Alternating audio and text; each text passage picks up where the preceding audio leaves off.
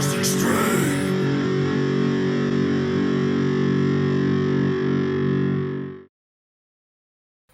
Most extreme thing I've ever autographed. I mean, it used to be like boobs, but that's kind of not extreme anymore. Everyone's signing boobs. You know, we were just out with Steel Panther in the States, and they were signing more than that.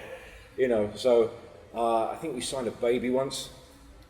That was sometime last year in the States. It's pretty extreme. Yeah, but again, boobs, they're not that extreme anymore.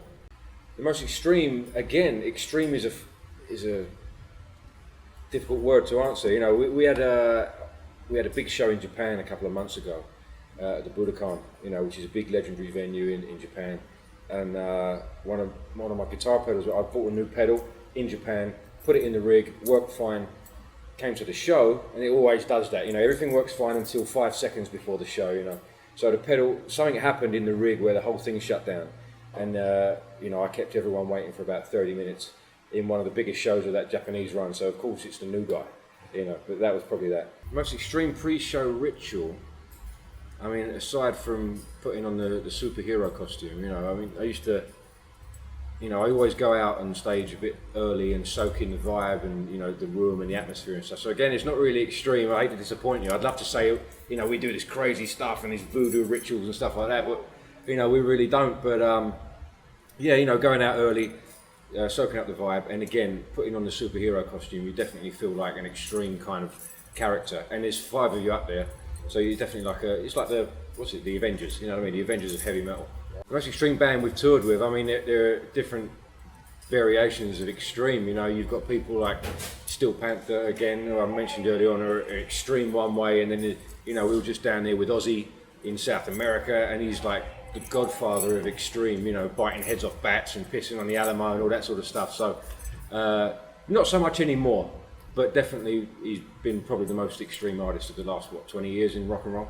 The most extreme fans by country, I wouldn't say one country in particular. It's got to be, if I had to say, I mean, every single country or every city has got its own vibe. You know, everyone's got their own way of expressing their passion for metal. But definitely down in South America, they're the most extreme. You know, they're just off the hook. You know, they're just, again, everyone loves the band, they love metal, but in some places they just have a different way of expressing it. And down in South America is definitely the most extreme.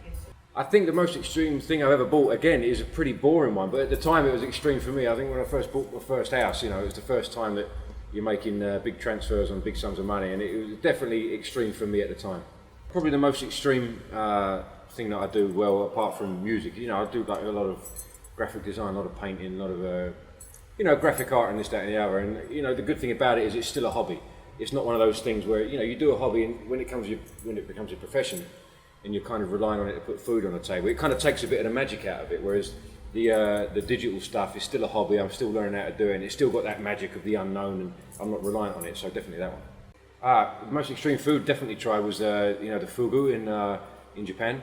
You have to sign a waiver because there's a cut of the sushi which is poisonous and can potentially kill you. So I mean, they, you know, in China and Japan, I think they live octopus and loads of stuff that might be questionable in some places. That's proper extreme stuff, you know. But definitely the Fugu in Japan was the most extreme thing I've ever attempted. The most extreme travel experience for me is every time we step on a plane. I'm not a great flyer, so every time we get on a plane and we take off, I'm holding on like it's the most extreme thing you can ever imagine. Once we're up there or we're coming down, I'm totally fine, but every time we go up, man, I'm shaking, my legs are shaking, it's really bad, man. So every time for me, that's an extreme thing. Might not be to some people, but, you know, that's another thing people might not know. So that's the other question. Most